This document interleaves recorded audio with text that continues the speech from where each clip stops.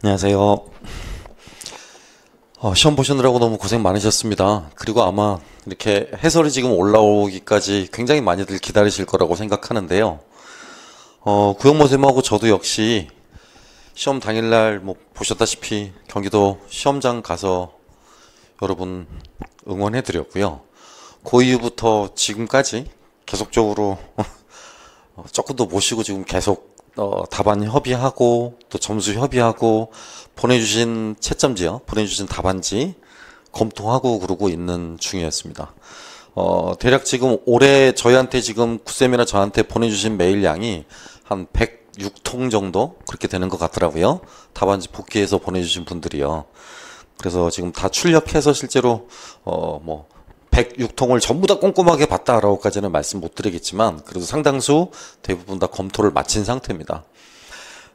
그런 내용을 바탕으로 해서 오늘 임용 문제 해설을 시작해 드리도록 하겠습니다. 전공 문제에 앞서서 제가 어젯밤과 오늘 아침에 걸쳐서 이선환 선생님께 전화를 드려서 좀 교육하고 좀 어떻습니까? 라고 물어봤었습니다. 이선환 선생님 말씀은 뭐였냐면 채점을 이렇게 잔혹하게 매지는 못할 것이다. 그래서 전년 대비 1에서 2점 정도 떨어질 정도로 생각을 하면 타당할 것 같다라고 말씀을 하셨고요. 이유는 아시겠지만 교과 말고 이제 비교과 학생들을 대상으로 하는 그 논술형 문항이기 때문에 그 답안 작성의 실력 차이가 굉장히 많이 벌어지는 경우가 많거든요. 그래서 교육학을 아무래도 여러분 표현대로 하면 칼체보다는 좀 물체 쪽으로 흘러 들어갈 가능성이 많다라고 해서 제가 여쭤봤더니 대략 한 16, 17 정도면 충분하지 않을까 그렇게 지금 말씀을 하셨더랬습니다. 그리고 두 번째 이제 당부를 하셨는데요, 이선환 선생님이. 첫째는 교육학 점수는 전공 점수에 비해서 큰 변별은 갖지 못하니까 전공 점수가 어느 정도만 맞게 되면 2차 시험에 올인하시도록 꼭 당부한다라고 그 말씀을 꼭 전해달라고 하시더라고요. 그다음 두 번째 같은 경우는 이번 시험은 채점 과정에서 굉장히 융통성, 허용성이 좀 클 수 있으니까 지나치게 망쳤다라고 이렇게 불안하게 생각하시거나 또는 힘들게 생각하지 않으셨으면 좋겠다라는 말을 꼭 전해달라고 하셨습니다. 예, 교육학 이선환 선생님 말씀을 잠깐 전해드렸고요. 이제 저희 전공 이야기를 좀 해보도록 하겠습니다. 대략적으로 좀 이렇게 좀 준비를 했는데요. 첫 번째가 2023학년도 임용시험 총평입니다. 국무쌤하고 계속 이제 협의를 하고 회의를 했는데, 전체적인 총평을 하자라면 어쨌든 네 과목 가운데서 동양사가 진짜 극악으로 어려웠다. 또 의외로 한국사, 의외로 풀만했다.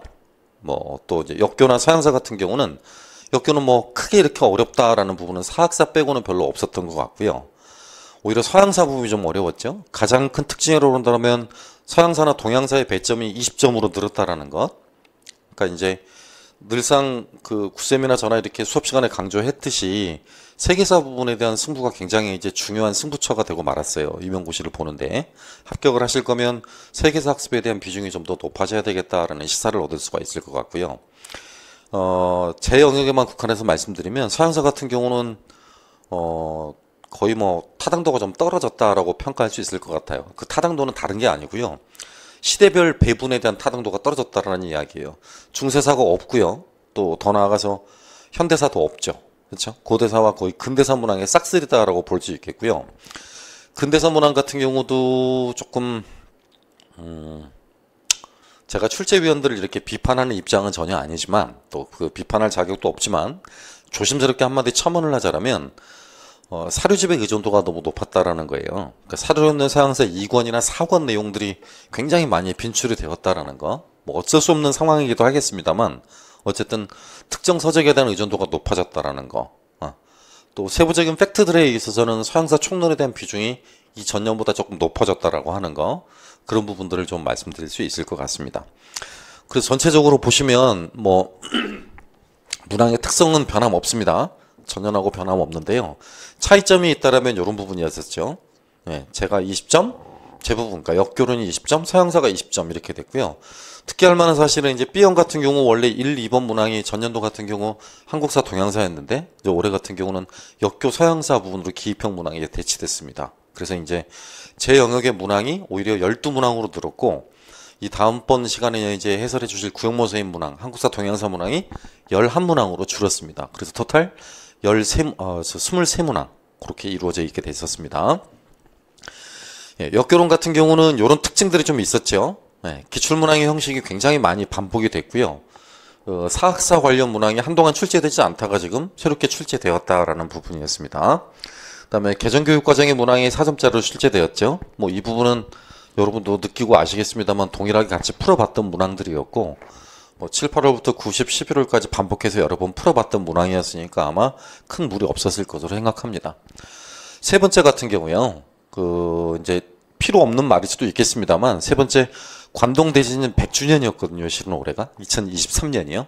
그러니까 1923년에 관동 대지진이 발생했었으니까 그 내용을 사례를 들어서 논쟁 문제의 사례와 연관해서 학습자의 역사인식을 형성하게 하는 문제를 출제했다라는 거. 상당히 시사적인 문제가 수업 사례로 등장했다라는 것도 좀 유념할 만한 부분이 되겠습니다. 아울러 비판적 읽기요. 출표 매기와 같은 4단계 절차는 지금 연달아 세 번째 지금 이제 시험 문제 출제되고 있습니다. 여기까지만 보셔도 역교는 기출문항이 굉장히 중요하다라는 걸 알 수 있죠. 하지만 그럼에도 불구하고요.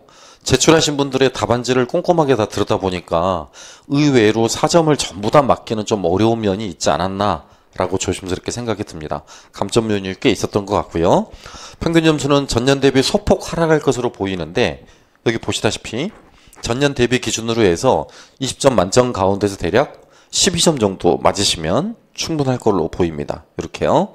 20점 만점 가운데 12점 정도라면 합격에 유리할 것으로 추정됩니다. 서양사 같은 경우는 여기 보시다시피 서양 근대사 문항의 비중이 굉장히 높았죠. 이로 인해서 타당도가 다소 떨어졌다라는 평가를 받을 수 있을 것 같아요. 이런 부분들 중세사나 현대사가 출제되지 않았기 때문이고요. 역교론 배점이 2점 줄었고 서양사 배점이 2점 증가함으로써 20대 20의 패턴을 맞췄습니다. 전전년도 한번 그런 적이 있었죠. 또 전년도 문항하고 유사하게 작성 방법이 굉장히 까다로워졌습니다. 무엇에 의거하여, 가자료나 나자료에 의거하여 또는 가나를 참고하여 또는 가나를 비교해서 어떻게 다른지 등과 같은 표현들을 많이 활용하고 있죠. 예, 이 부분은 제 영역만 그런 게 아니라 모든 영역에서 전부 다 지금 서술형 문항에서 난이도를 높이기 위한 또는 변별도를 높이기 위한 표현들로 많이 작성 방법에 지금 들어가 있는 내용들입니다. 그 다음 아까 말씀드렸듯이 사료에는 서양사 출제 비중이 굉장히 높아졌고요. 또 아울러서 서양사 평균 점수도 전년 대비 소폭 하락할 것으로 보입니다. 그래서 평균 14, 15 이렇게 제가 여기는 써놨는데요. 실제로는 한 14점 정도면 충분할 것 같습니다. 20점 가운데세요. 예. 그래서 두 가지 영역을 합치잖아요. 역교론과 서양사 영역을 합치면 대략 25에서 26점 정도 이 정도 선에서 형성이 되지 않을까 바라보고 있고요. 한국사도 이와 크게 다르진 않을 것 같습니다. 한국사 동양사 부분도요. 그래서 지금 오늘 아침까지 현재 시간이 오늘이 26일이죠. 잠시만요. 27일이군요. 27일인데요. 현재 시간이 10시 45분이거든요. 지금 아침에 일찍 나와서 구쌤하고 또 협의를 했는데 둘이 조심스럽지만 협의를 한 내용이 한국사, 동양사, 역교, 서양사 이렇게 합쳐가지고요. 전체적으로 50에서 52점 사이가 요 사이가 커트라인 정도가 형성되지 않을까라고 싶습니다. 다만 채점을 좀 이렇게 보수적으로 맨다라면 여기서 오히려 플러스 2점 정도도 될 수도 있어요. 52에서 54점 정도까지도 나아갈 수도 있습니다. 이 부분에 관해서는 일단 큰 틀 안에서 요 정도 선으로 좀 여유 있게 잡아두시면 좋을 것 같고 이따가 요 다음 시간에 구형모 선생님 생각도 한번 들어보시기 바랍니다. 둘이 팀피칭을 하니까 둘 간의 생각이 100% 다 일치하지 않을 수도 있고 저희도 항상 협의해서 둘 간의 생각을 조정하고 둘 간 서로 문제도 교차 검토하고 하고 있거든요. 그래서 어쨌든 러프하게나마 지금 잡은 커트라인 형성 점수를 이렇게 바라보고 있어요. 그러면 이제 아까 교육학에서 이선화 선생님이 제안해 주신 요 정도 선으로 보면 16, 17점 선으로 보게 되면 최종 이제 전교 합하는 점수가 66점에서요. 뭐 69점 정도. 그죠? 그러니까 70점 조금 미만. 요 정도 선에서 전교 합이 형성되지 않을까라고 생각하고 있습니다. 조심스럽습니다. 왜냐하면 이제 점수가 되게 민감한 부분이기도 하고 또 아시겠지만 채점 과정에서의 객관성 또는 채점 과정에서의 그 융통성이나 여유요 이런 부분에 따라서 이제 여러분 표현대로 아까 말씀드렸듯이 칼체냐 물체냐에 따라서 점수 변동폭이 제법 있을 수 있으니까요. 구쌤하고 저하고 잡고 있는 기준들, 이런 기준들이 절대적일 수는 없다라는 점을 꼭 미리 말씀드립니다. 아무래도 그 전공 역사 과목에서 가장 주목을 많이 받고 있는 팀일 뿐만 아니라 영향력이 크다는 것도 잘 알고 있기 때문에 이런 표현들을 할 때 굉장히 조심스럽고 신중할 수밖에 없습니다. 해당 점수에 대해서 공감하신 분들도 있을 것이고 또 공감하지 못하신 분들도 있을 것이기 때문에 또 한번 말씀드립니다만 굉장히 신중하게 접근한 것이고 또 많은 사례들을 바탕으로 해서 제법 오랜 시간 동안 구쌤과 제가 협의해서 내린 점수니까요. 대략적인 가이드라인 정도로만 생각해 주시면 감사하겠습니다. 예, 그 다음에 이제 전체적으로 아까도 제가 말씀드렸던 내용인데요. 이제 지금은 알 수 없지만 채점 과정에서의 유연성에 따라서 여러분이 하시는 가채점과 원점수 간의 차이가 또 클 것으로 예상되는 부분이기도 합니다. 특히 이제 이런 부분이 두 부분이 될 것 같은데요. 하나는 이제 동양사 부분, 난이도가 높았던 동양사 부분일 테고 또 하나는 역교론의 사례 문항이 되겠죠. 사례 문항이 그다지 어려운 문항은 아니었는데도요. 허용답의 범위가 제법 넓어질 것 같아요. 그래서 이 부분에서 점수 간의 차이가 다소 클 것으로 예상할 수 있겠습니다. 자, 그 다음에 이제 문제를 한번 봐보도록 하죠. 제형에 관련한 문제들을 보시면요. 1번이 이렇습니다. 그렇죠? 뭐 굳이 설명할 필요는 없을 것 같은데요. 자연과학은 설명하는 것이고요. 그렇죠? 이해보다는 설명에 가깝다라는 부분이었죠. 그 다음에 이 부분이 조금 이제 논란이 있는 부분이에요. 뭐 조금입니다. 조금 논란이라고 할 것까지는 없고요. 어떤 학생들은 여기 보셨다시피 답을 쓰실 때 간단하게 그 부분을 그냥 설명 또 일반 법칙 이렇게 쓰신 분들도 있었는데요. 일부 선생님들은 이렇게 답을 쓰신 분도 있었어요. 설명하고 법칙이요. 둘 다 똑같은 말이죠. 일반 법칙이든 법칙이든 두 가지 표현이 큰 차이는 없는 표현이기 때문에요. 둘 다 정답 처리해 줄 것으로 생각합니다. 그래서 여기 써있다시피 크게 변별력은 없어요. 적어도 합격자 사이에서는 변별력은 없어서 합격자라면 모두가 다 맞아야 될 문항이었던 것 같습니다. 다음 두 번째 그 서양사 문항도 있었죠?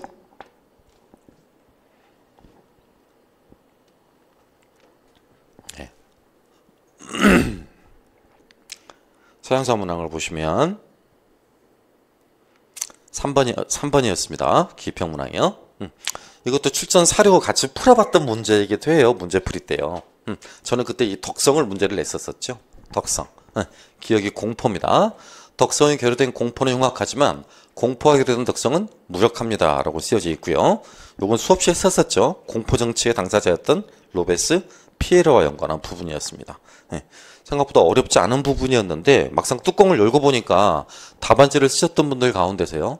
제법 많이들 틀리셨더라고요. 많이들 틀렸습니다. 그래서 어떤 식으로 답안을 많이 쓰셨냐면 여기 나오는 것처럼 정답이 공포, 그 다음에 로베스피에르 이런데요.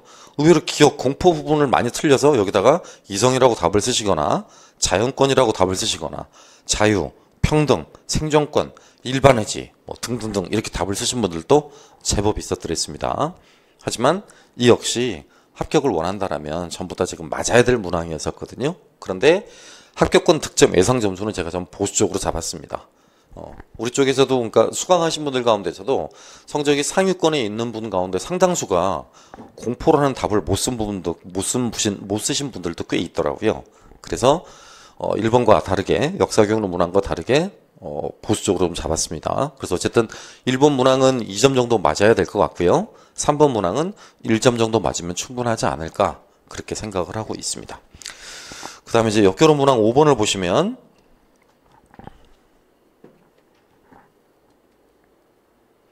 네, 교육과정 관련한 문항이었죠. 크게 어려운 문항은 아니었고요. 그냥 기본적으로 누구나 다 쓸 수 있는 문항이었었습니다. 이 부분은 연습 많이 하셔서 틀린 사람 거의 없었죠. 한국사 1, 한국사 2 관련한 부분이어서요. 거의 다 모든 분들이 다 맞았던 부분이었습니다. 그 다음에 이번 세계사 과목의 변화 이것도 많이 풀었던 문제였거든요. 이 부분도요. 요런 부분들이 지금 전부 다 문화권을 기반으로 단위로 하고 있는 것이었죠. 그에 비해서 요건 지역세계의 형성이란, 그러니까 단위가 지금 지역세계가 됐고요. 지역세계 사이에서 어떤 교육이 이루어지고 있는가라는 걸 중심으로 하고 있죠. 문화권과는 확연히 구분되어지는 지금 내용 체계죠. 근데 이런 부분들을 교육 과정에 명시된 표현대로 외우지 않고요. 갈색색 표현대로 외우신 분들도 있는 것 같아요. 하지만 원래 정답은 여기 제시되어 있는 문항의 조건이 A형, B형이 각각 2015 개정교육과정, 2022 개정교육과정의 세계사 교육과정 내용 조직을 물어보고 있는 거거든요. 그러니까 요 답을 쓰실 때도요. 요 답을 쓰실 때 내용 조직 방식의 특징의 측면에 쓰실 때라고 할 때도 반드시 교육 과정에 진술되어 있는 내용대로 쓰셔야 돼요. 그게 정답이겠죠. 문항 조건은 이 A와 비교하여라고 했으니까요. 답은 그런 뉘앙스가 돼야 되겠죠. B는 어떠어떠한 내용 조직을 따르고 있음에 반해 A는 어떠어떠한 내용 조직 방식을 취하고 있다. 이렇게 답안을 쓰셔야 되겠죠. 그렇죠? 그 다음에 이 부분도 마찬가지예요. 교과 협의회에 들어가 있는 부분도요. 동아시아 역사의 경향에 다루는 공간적 범위를 쓰라고 그랬잖아요. 공간 범위요. 그러니까 공간 범위에 한정된 말만 쓰면 돼요. 동북아시아, 동남아시아 이런 부분 한정된 표현만 쓰시면 되겠고요. 역사로 탐구하는 현대세계는 무엇을 중심으로 내용을 선정했습니다. 이렇게 돼야 되겠죠. 그렇죠? 답변이니까 여기다가 현대세계의 문제 이렇게만 쓰면 답이 안 되는 거죠. 서술형이지 않습니까? 역사로 탐구하는 현대세계는 무엇을 중심으로 내용을 선정했습니다. 이렇게 써야 되는 거고요. 니은도 니은에 들어갈 말은 어디어디와 어디어디이다 라고 말이 들어가야 되겠죠. 그렇죠? 예. 그래서 관련한 내용의 답안을 보시면 이렇습니다. 이렇게 답을 쓰셔야 되겠지. 이렇게. 그렇죠? 한국사 1, 2 이렇게 따로따로 쓰셔야 되는 게 맞고요. 그렇죠? A 같은 경우는 각 지역의 독자적인 문화권을 형성하는 과정을 다루는 데 반해. 이게 교육 과정에 진술되어 있는 표현이에요. 뭐 비슷한 표현으로는 문화권적 조직 이렇게 쓸 수 있겠죠. 이렇게 응시자들이 썼던 답안처럼요. 그렇죠? B는 각 지역 세계가 접촉함이 이루어진 교류, 갈등 등의 상호 연관성을 중심으로 조직했다. 요 말의 키워드겠죠. 교류나 갈등 등의 상호 연관성 또는 상호 관련성 이런 말이 돼야 되겠고요. 그 다음에 니은에 들어갈 말은 동북아시아와 동남아시아를 아우르는 넓은 의미의 동아시아입니다. 이렇게 쓰셔야 되는 거고요. 디귿은 현대세계의 과제를 중심으로 내용을 선정했습니다. 라고 쓰셔야 됩니다. 물론 키워드는 이런 것들이겠죠. 이런 것들. 동북아시아, 동남아시아, 현대세계의 과제 이런 것들이 되겠습니다. 응시자들이 쓰시는 답안 가운데 가장 많았던 것들이 이런 답안들이었는데요. 아시겠지만 B의 주제 중심은 전혀 다른 말입니다. 틀렸던 부분이겠죠. 그렇죠? 그래서 보수적으로 접근을 해서 이렇게 점수를 3에서 4점 이렇게 받아놨습니다. 나중에 이 표를 꼼꼼하게 다 읽어보시면요. 처음에 요게 들어가 있던 게 전체 배점이었고요. 그 다음에 요거 예상할 수 있는 답변의 정도입니다. 몇 퍼센트 정도가 답변하겠는가? 이거 보이시죠? 정답률이고요. 그 다음에 세 번째가 들어가 있는 게 평균적으로 이 정도 맞겠다. 합격자 평균을 말하는 것이지 응시자 평균을 말하는 건 아닙니다. 이 정도 맞지 않을까? 라고요. 가끔 요 표현이 이렇게 다를 때가 있어요. 그럼 요건 합격자 평균이 아닌 응시자 평균에 해당합니다. 어쨌든 요 내용을 보시면 3에서 4점 정도 합격생의 경우라면 4점 정도 득점했어야 됩니다. 그쵸? 근데 이것도 만약에 보수적으로 3점으로 접근을 하잖아요.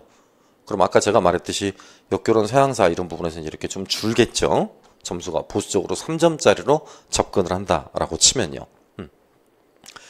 그 다음 이제 8번 문항 보시면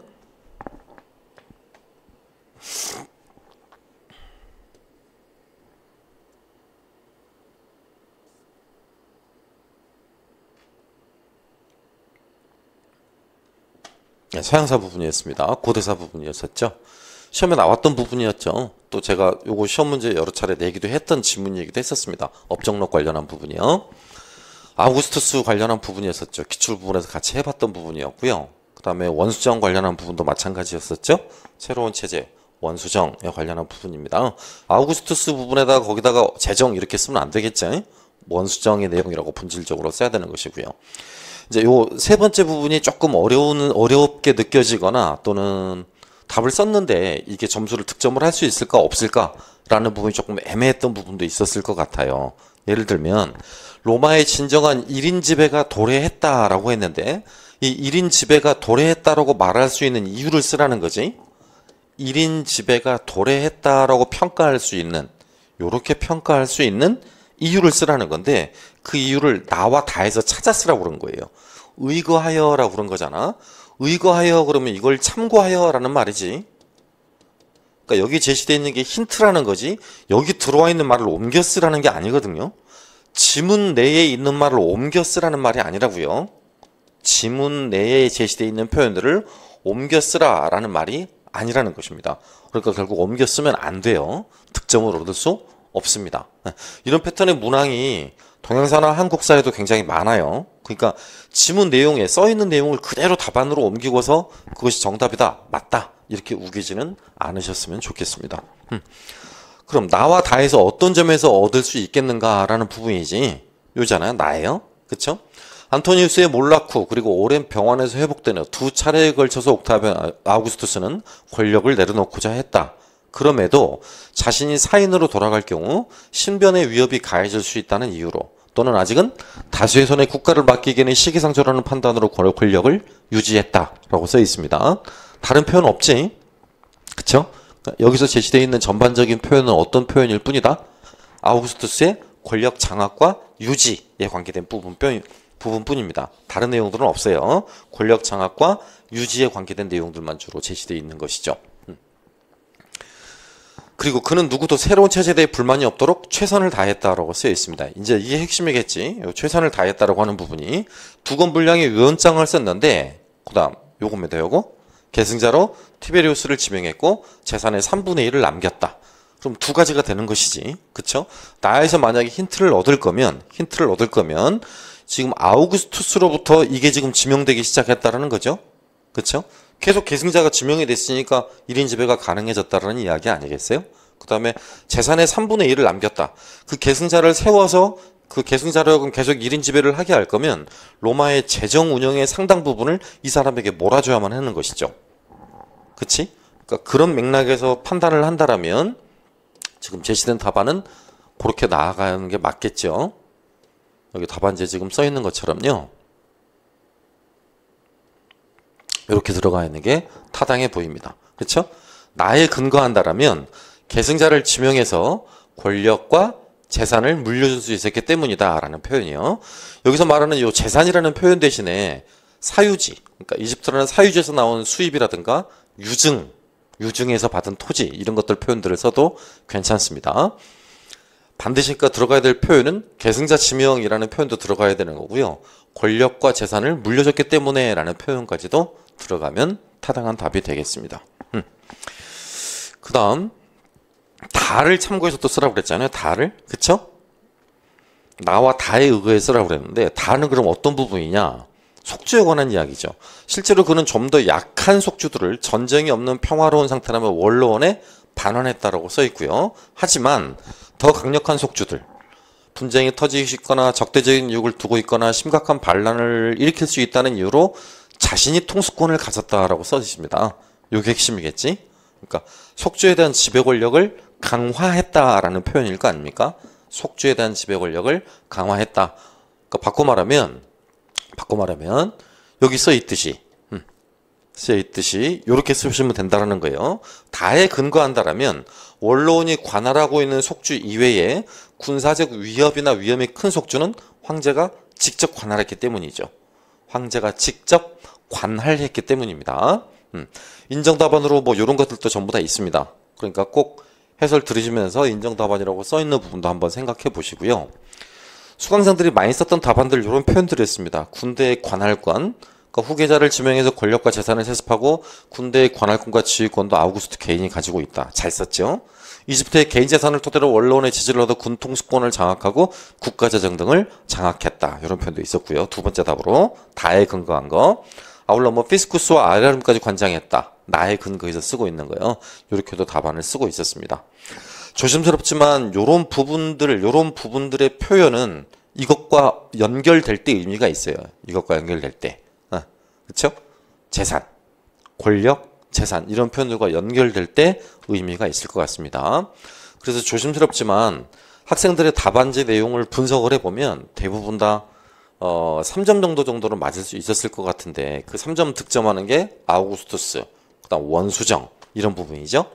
그다음에 이유 두 가지 가운데 하나 정도를 이렇게 쓰는 거, 그 정도로 삼아서 3점 정도로 보수적으로 잡을 수 있겠습니다. 아무튼 꼼꼼하게 다 읽어보셔야 돼요. 제가 시간 관계상 모든 내용들을 다 이렇게 언급해 설명드릴 수는 없어요. 학생들 답안지를 분석해보면 어떤 내용도 있었냐면요. 황제 직할속주의 군대 지휘권을 장악했다. 황제 직할속주의 군 통수권을 장악했다. 황제 직할속주의 군대를 주둔시켜 군권을 장악했다. 뭐 이런 내용들도 답안이 전부 다 제시되어 있었습니다. 이것도 역시 사도행전 서양사에서 출제되었던 문항이었습니다. 다음 문제 보겠습니다. 역교로 문항이었는데요. A형 11번 문항이었습니다. 죄송합니다. 서양사 문항인데요. 11번 문항이었습니다. 근대사 문항이었죠. 그렇죠? 이 문제를 잘 풀기 위한 핵심은 몇 세기에 관련한 내용인가 라는 부분들을 좀 아실 필요가 있거든요. 그런데 여기 첫 번째 질문에 제시되어 있는 건 지금 이제 15세기 상황이죠. 이탈리아가 크게 두 진영으로 나뉘어 있었다라고 친다라면 머릿속으로 지도를 이렇게 그려가면서 생각하실 수 있었어야 되는 문제예요. 북부 쪽에 있는 지역과 중부와 남부 쪽에 있는 지역이죠. 그렇죠? 그런 표현들은 이미 개론서를 읽을 때나 아니면 뭐 이렇게 수업 시간에서도 많이 언급했던 부분이었잖아요. 북쪽에 도시국가들이 있었고, 그치? 중부에 나폴리 왕국 같은 거, 교황령 같은 게 있었고, 밑에 나폴리 왕국 같은 경우도 있었죠. 다만 표현 자체가 로마 교황령 이렇게 쓰신 분도 있고, 교황령 국가 이렇게 쓰신 분도 있고, 교황령 이렇게 쓰신 분도 있습니다. 뭐라고 쓰셔도 상관없겠습니다. 그다음 니은에 들어갈 인물을 쓰라고 그랬는데 메디치 가문이죠. 메디치 가문의 그 로렌초의 그 할아버지에 해당하는 코시모 데 메디치를 쓰라는 거였거든요. 그렇죠? 코시모 데 메디치가 할아버지였고 그 아버지가 피에로 데 메디치였고 아들이 로렌초 데 메디치였지 않습니까? 그렇죠? 근데 뭘 보고 힌트를 알아서 쓰는 거였냐면 이렇게 그를 돌아오게 만든 시민들과 당파로부터 피해를 입은 수많은 이들은 무슨 수를 써서라도 정부를 독차지하려고 했다. 이 정부를 독차지하기 위해서 요렇게 새로 관리를 결정하는 권한을 갖는 법령을 제정했다. 이렇게 법령을 제정했다라는 요 두 부분의 표현 때문에 지금 코시모 데 메디치라는 정답을 추론할 수 있었거든요. 어려운 문항입니다. 실제로 어려운 문항이었고요. 저도 굉장히 혼동스러웠던 문항이었습니다. 제가 만약에 수험생의 입장이었다고 해도 굉장히 당혹스러웠던 문제가 아닌가라고 생각을 해봅니다. 그 다음에 이제 이 부분은 세 번째 부분은 이런 문제였잖아요. 그쵸? 디귿의 이유를 가를 참고하여 서술할 것이라고 그랬어요. 이탈리아가 이렇게 종복으로 또 질서도 두들겨 맞고 빼앗기고 짓밟으면서 모든 종류의 파멸을 견뎌올 수밖에 없던 것을 가를 참고하여 서술할 것이라고 그랬어요. 가. 이렇게. 그러니까 이거잖아요, 이거. 그치?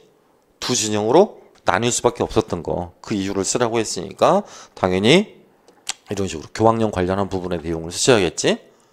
그쵸? 이렇게요. 그러니까 도시국가 간 분열이 있었다라는 점. 그쵸? 뭐 베네치아, 밀라노 뭐 이런 국가들 간의 분열, 도시국가 간의 경쟁이 있었다는 점이고 또 하나는 중세 이후로 그러니까 신성 로마 제국의 이후로 성립 이후로 황제파와 교황파가 계속적으로 충돌을 하고 있었다라는 점.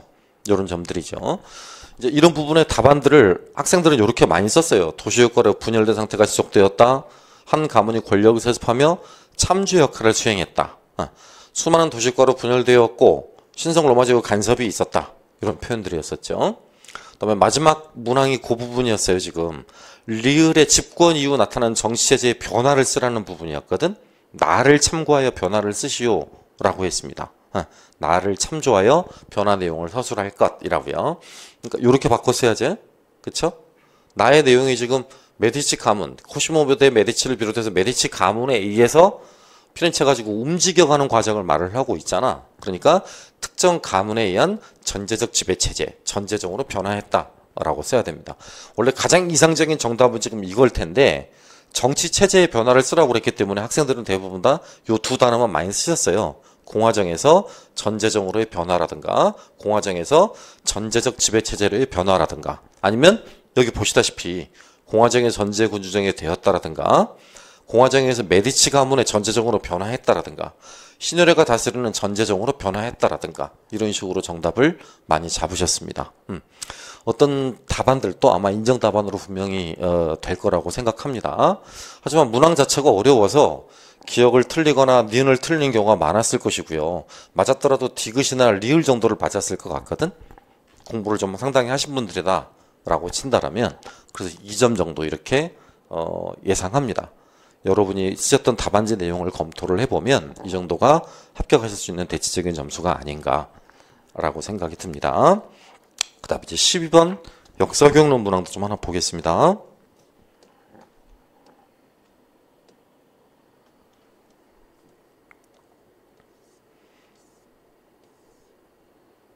네, 아까 말씀드린 관동 대지진 관한 부분입니다. 추년비는 저기 써있듯이 죽은 이를 기르는 비석이라고 써있잖아요. 그럼 이게 어떻게 죽었느냐에 따라 다르겠지. 그쵸? 어떻게 죽었느냐에 따라 다를 겁니다.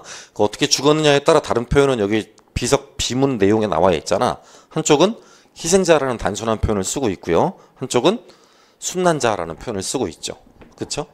그러니까 실은 국가의 폭력, 국가의 억압 이렇게 당해서 희생을 당한 의로운 사람들이라는 뜻이에요. 이 순난자라는 뜻이. 그러니까 이것과는 구별되는 거죠. 이건 그냥 영어로 쓰면 casualty, 단순한 사상자를 의미하는 것이고 이것은 국가를 위해 죽어가는 사람들이란 뜻이죠. 그러니까 실은 제목 안에서 비문 안에서도 이미 조선인을 바라보고 있는 시각 또는 관점이 차이가 있다라는 걸 지금 명확히 언급해주고 있습니다. 굉장히 짜증났던 문항인데요. 최근에 이쪽으로 관련한 논문들이 굉장히 또 많이 써지고 있고 이쪽에 관련한 개론서 내용은 없음에도 불구하고 수행평가로 굉장히 많이 활용하고 있는 게 전기거든요. 전기. 예. 이 전기문의 일종이 이전에 시험 문제 나왔던 자서전이었고요. 또 요거 회고록입니다. 예. 이거 두 가지가 어떤 차이가 있냐면 전기 가운데 자서전은 인물의 생몰, 그러니까 인물이 태어나고 인물이 죽을 때까지 전체 과정을 묘사한 거예요. 근데 회고록이라고 하는 건 특정 사건과 연관한 시점만을 떠올리는 것이거든. 특정 사건과 연관한 시점만을. 그러니까 1923년에 관동대지진과 연관한 회고록이다라고 한다면 그 사람 개인의 일생이 들어가 있는 게 아니지. 그 사람 개인의 일생 가운데 23년도에 관동대지진을 바라보고 있던 그 회고록 저자, 그 시점에 관한이나 그 사건에 관한 부분만을 기술한 것이죠. 지금 계속 이런 문항이 시험 문제 나와요. 그 다음 또 현장학습도 시험 문제 나오고요. 그죠? 역사 수업의 교재라고 할 만한 부분에서 계속적으로 이런 부분에 나오는데 이런 부분들은 기출에 나왔던 부분이기 때문에 설령 개론서에 없다라고 치더라도 유추해서 충분히 쓰실 수 있어야 될 부분인 것 같아요. 이런 부분들은 개인이 쓴 것이잖아요. 그러니까 그 객관성, 사실 확인도 조금 더 신경을 써야 될 거고 객관성 확보에도 조금 더 신경을 쓸 수밖에 없었겠죠. 만약에 이걸 수업자료로 쓴다면 더더욱 그럴 것이고요. 그렇죠? 그래서 이런 문항이었습니다. 기억에 해당하는 거. 회고록을 수업자료로 활용했는데 유의해야 될 사항. 그러니까 수업자료로 회고록을 활용할 때 유의해야 될 사항인데 유의해야 될 사항을 두 가지를 쓰라고 한 거죠. 하나는 자료로서의 측면. 역사자료. 그러니까 역사자료니까 사료 아닙니까? 사료? 그렇지? 그럼 최소한 사료가 어느 정도 객관적이어야 된다. 그렇지? 또 사료가 믿을 만한 것이어야 되겠지. 비슷한 표현입니다. 사료의 신뢰도 관련 부분이겠죠. 그러니까 사료 비판을 거쳐서 사료 비판 과정을 거쳐서 사료가 얼마나 믿을 만한 것인가, 사료가 얼마나 객관적인 것인가 이런 부분에 대한 생각이 요 안에 꼭 들어가야 될 것이고요. 그다음에 학습자의 특성이죠. 문제는 제시되어 있는 자료나 사료가 학습자에게 얼마만큼 메리트가 있는 것인가라는 거겠지. 이해 수준에 적합한가, 또 흥미나 발달 단계에 부합되는가. 라는 부분일 테고요. 또 학습자로 하여금 비판적 사고를 이끌어낼 수 있는 것이어야 돼요. 비판적 사고를 이끌어낼 수 있는 것이어야 된다고요. 왜냐하면 이 수업 자체가 지금 뭐니까? 이 수업 자체가 여기 써 있잖아요.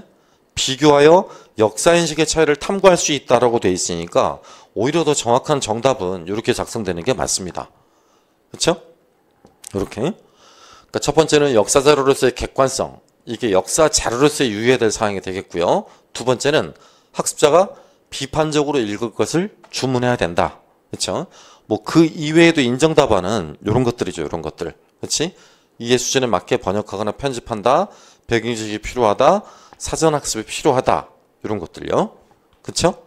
또 만약에 어려운 용어나 개념 이런 것들이 있으면 교사가 편집해 줘야 된다. 이런 것들도 전부 다 지금 인정 답안으로 포함될 수 있는 것입니다. 근데 아마 출제자가 지금 시험 문제를 낼 때는 요걸 지금 염두에 두고 이 답안을 염두에 두고 지금 시험 문제를 낸 것 같아요. 그렇지 않았다라면 굳이 역사 인식의 차이를 물어볼 수 있는 상반된 관점의 사료를 제공할 리가 없겠죠. 응? 그러니까 상반된 관점의 자료가 제공됐을 때 학습자 측면에서 고려해야 될 사항, 학습자 측면에서 유의해야 될 사항을 지금 쓰라고 한 거죠. 그렇죠?